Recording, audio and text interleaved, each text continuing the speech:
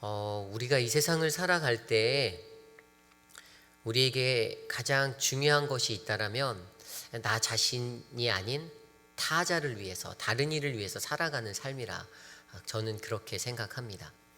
그리스도인으로 부르신 사람들이면 자기 자신을 생각하고 집중하기보다는 내가 아닌 다른 사람들을 살펴보고 돌보아 보는 삶이 아마 우리에게 가장 먼저 있어야 하지 않나, 이런 생각이 듭니다. 그런 의미에서 우리 교회가 8년째 이끌고 있는, 함께 동참하고 있는 우리 긍휼사역은 참으로 이 시대 가운데 쉽게 찾아볼 수 없는 그러한 하나님의 비전이고 하나님의 꿈이라 저는 그렇게 생각해 봅니다. 오늘 우리가 읽어본 이 신명기 24장 1절에서 13절까지의 말씀도 바로 우리들의 인생이 어떠한 비전을 가지고 나아가야 하는가, 나에게 집중되어진 인생이 아니라 다른 사람들, 타자를 위해 살아가는 그 인생이 되어야 할 것들에 대해서 설명해 주고 있습니다. 그리고 여기서 말하는 타자라 함은 하나님께서 주로 집중해서 많이 살펴보셨던 소외된 자들, 약한 자들, 약자로 분류된 세상 가운데서 많이 소외되어 있었던 그러한 자들에게 하나님은 더욱더 집중되어서 살펴보고 계신다는 것들을 우리는 말씀으로 살펴볼 수가 있습니다. 오늘 말씀 1절로부터 5절까지는요, 가정에 대한 이야기를 합니다. 근데 그 가정에서 또 이혼이라는 이야기에 대해서 이야기를 해주고 있습니다. 1절부터 4절까지 말씀을 보면 이혼에 관한 규례가 나옵니다. 사람이 아내를 맞이하여 데려온 후에 그에게 수치되는 일이 있음을 발견하고 그를 기뻐하지 아니하였으면 이혼 증서를 써서 그의 손에 주고 그를 자기 집에서 내보낼 것이요, 그 여자는 자기 집에서 나가서 다른 사람의 아내가 되려니와 그의 둘째 남편도 그를 미워하여 이혼 증서를 써서 그의 손에 주고 그를 자기 집에서 내보냈거나, 또는 그를 아내로 맞이한 둘째 남편이 죽었다 하자 그 여자는 이미 몸을 더럽혔은즉 그를 내보낸 전 남편이 그를 다시 아내로 맞이하지 말지니 이 일은 여호와 앞에서 가증한 것이라. 너는 내 하나님 여호와께서 내게 기업으로 주시는 땅을 범죄하게 하지 말지니라. 아멘. 1절로부터 4절까지에 나와 있는 말씀의 핵심은 무엇입니까? 이스라엘의 고대 그 이혼의 문화를 살펴볼 수 있는 이야기예요. 우선 먼저 이 말씀 안에서 우리가 이스라엘이 가졌던 그러한 문화적인 속성을 한번 살펴볼까요? 이스라엘은요, 가정이 굉장히 중요했습니다. 구약 성경을 바라보면 이스라엘을 족장사라고 이야기해서 시작합니다. 이스라엘 백성이 시작한 것은요, 나라가 되기 이전에 족장이라는 단체를, 그룹을 이루었어요. 그리고 그 족장사의 중심에는 가정이라는 핵심적인 구성체가 있었습니다. 그런데 그 가정 구성체의 리더격 되는 사람은 여성이 아니라 남성이었지요. 남자가 더 큰 어떤 권위와 위치, 포지셔닝을 가지고 살고 있었습니다. 반대로 얘기해서 여성의 권위는 그렇게 남성에 비하지 못한 그러한 권위였습니다. 우리가 성경 속을 들여다보면 너무나도 잘 알지 않습니까? 그곳에 나와 있던 여인들의 삶에 대해서. 그 여인들의 권위와 지위는 그렇게 막강한 힘을 가지고 살지는 못했습니다. 오히려 성경을 통해서 이스라엘은요, 분명히 가정이라는 것을 통해서 출발된 공동체임을 우리는 알 수 있었지만 단 한 가지, 여성에게는 소외된 그러한 자리가 될 수 있었다라는 것입니다. 여성에게는 독립적인 가치가 있지 못했다라는 말이 되는 것이지요. 오히려 여성은요, 남성에게 종속되어지는 그러한 소유물의 존재로서 생각되어질 때가 훨씬 많았다라는 것입니다. 그런데 이러한 구조 안에서 어떠한 문제들이 발생되었냐면, 쉽게 일부 다처제를 행하는 수많은 그 사람들 안에서 쉽게 여성들을 버려버리는, 이혼해버리는 일들이, 문제들이 발생되고 있었다라는 것입니다. 그냥 구두로서 전하는 겁니다. 나가, 난 너랑 살 수 없어, 그냥 헤어지는 겁니다. 내 집에서 나가, 이렇게 이야기해버리는 겁니다. 그런데 하나님이 그러한 것들, 그 약자화되어 있는 여성을 보호하기 위해서 그들에게 이 법을 주신 겁니다.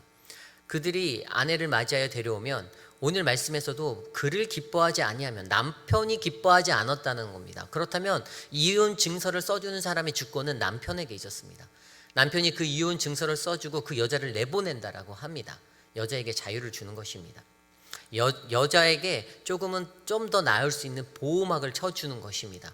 그냥 쉽게 말로 해서 너 집 나가, 너 나가, 너 나랑 살지 마, 너 내 집에서 나가라고 표현해왔던 그런 구두적인 언행을 멈추게 하고 그 여성을 배려하는 모습으로 이혼 증서라는 써주는 것으로 그것들을 보호하여 준다라는 것입니다. 여성, 사회에서 가장 약한 존재로 볼 수 있는, 이스라엘 사회에서 가장 약한 존재인 여성으로 볼 수 있는 그 여성들을, 그들을 하나님께서 보호하여 주시기 위해서 이런 법들을 주셨던 것이지요. 그렇게 나아가서 오히려 5절에 가면 또 가정의 이야기를 하면서 새로이 결혼하는, 새로운 새 장가를 가는 그러한 새 가정을 꾸린 이에게 병역 혜택을 주는 그런 하나님을 또 볼 수가 있습니다. 군대를 안 가도 된다라는 것이죠. 병역 혜택을 준다는 거. 근데 1년 동안에 그냥 아내만을 즐겁게 하기 위해서 그렇게 살아라. 그 어떠한 것도 신경 쓰지 말아라. 제가 이 5절 말씀을 읽을 때 참으로 부러웠습니다. 나도 저런 시간을 보낼 수 있었으면. 근데 사실 저도 결혼할 때 미국에서 있다가 유학생으로 있다가 한국에 돌아가서 이제 2개월 동안 방학 기간에 들어가서 아내와 결혼할 때 저희 아내가 저한테 2개월의 휴가를 줬습니다. 아무것도 하지 말고. 저는 그때 저희 장모님 댁에서 2개월 동안 그냥 놀고 먹으면서 너무 그냥 편하게 쉬면서 결혼을 준비하고 결혼식을 하고 아내랑 다시 미국에 돌아왔던 기억이 납니다. 저도 그런 시간이 있었는데 하나님께서는 이 5절의 법을 통해서 가정이라는 것들을 더욱더 견고히 세우기 원하신다라는 사실들을 발견했습니다. 사회적 약자로 구별되었던 여성에게 보호받고 사랑받고 또 그 사람을 더욱더 즐겁게 해줄 수 있는 그러한 것들로 남자들에게 조금 더 법으로 제정하여 줌으로써 이 가정이라는 공동체를 하나님이 더욱더 견실하게 만들기를 원하시는구나를 발견해 볼 수 있는 것이죠. 이 1절부터 5절까지의 핵심은요, 남성이라는 나에게 집중되었던 그 모든 시선을 하나님께서는 여성이라는 소외되고 약자로 분류되었던 아무 말 할 수 없었던 그들에게 돌려주시는 하나님의 은혜의 자리가 있다는 사실입니다. 그러한 법이 바로 1절부터 5절까지 나와 있는 법입니다. 그리고 6절로부터 10절까지의 법에는요, 공동체를 향한 법들이 나와 있습니다. 6절 말씀에는요, 사람이 맷돌이나 그 윗짝을 전당 잡지 말지니 이는 그 생명을 전당 잡음이라. 그 전당 잡음, 저당권에 대한 규례를 설정해 주셨어요. 여러분, 맷돌이라고 하면요, 이스라엘 이 고대 근동 사람들에게는요, 자신의 생계를 유지할 수 있는 굉장히 생필품, 가장 중요한 생필품, 이것이 있어야만 자기가 그 식사를 해결할 수 있고 자신의 삶을 유지해 나갈 수 있는 그러한 것입니다. 근데 그 생계거리를 뺏어 버리는 것입니다. 그 맷돌의 윗짝 한 짝을 뜯어버리는 것이에요. 그것을 뺏어 버리는 것이에요. 그 사람의 생명을 전담 잡는 이러한 불의한 모습의 것들을 하지 말라라고 법으로 제정해 주는 것입니다. 돈을 벌기 위해서 이기적으로 몰입하지 말라라는 것입니다. 그것이 너를 위한 유익이 된다라고 할 때 너가 아닌 다른 사람의 입장에서 그것들을 생각해 보아라는 것이 바로 하나님이 정해주신 법입니다. 7절 말씀도 동일한 그러한 것들 아닙니까? 사람이 자기 형제 곧 이스라엘 자손 중 한 사람을 유인하여 종으로 삼거나 판 것이 발견되면 그 유인한 자를 죽일지니 이같이 하여 너희 중에 악을 제할지니라. 남의 생명과 자유를 담보로 해서 자신의 이익을 추구하지 말라라는 것입니다. 그때는 하나님께서 그를 죽일 것이다라고 그렇게 언급하여 주십니다. 8절은 문둥병에 걸리지 않는 규례에 대해서 설명해 줍니다. 너는 나병에 대하여 삼가서 우리 사람 제사장들이 너희에게 가르치는 대로 내가 힘써 다 지켜 행하되 너희는 내가 그들에게 명령한 대로 지켜 행하라. 너희는 애굽에서 나오는 길에서 내 하나님 여호와께서 미리암에게 행하신 일을 기억할지니라. 이 문둥병이라는 것, 이 미리암의 이야기가 나왔는데요, 민수기 12장에 가면 이 미리암의 이야기가 나옵니다. 미리암이 누굽니까? 모세의 누이예요. 근데 모세가 이방 여자와 결혼하는 것을 보고 비판했습니다. 그러자 하나님께서 문둥병으로 그 여인을 치셨지요. 그때 여기서의 핵심은 무엇일까요? 문둥병에 걸리지 말아라, 이것일까요? 사실 오늘 본문에서 다루는 핵심은요, 이때 이스라엘 법은요, 문둥병이 걸리면 7일 동안 진영 밖에서 성막 그 밖에서, 진영 밖에서 따로 격리되어서 생활을 하였던 그러한 법들이 있습니다.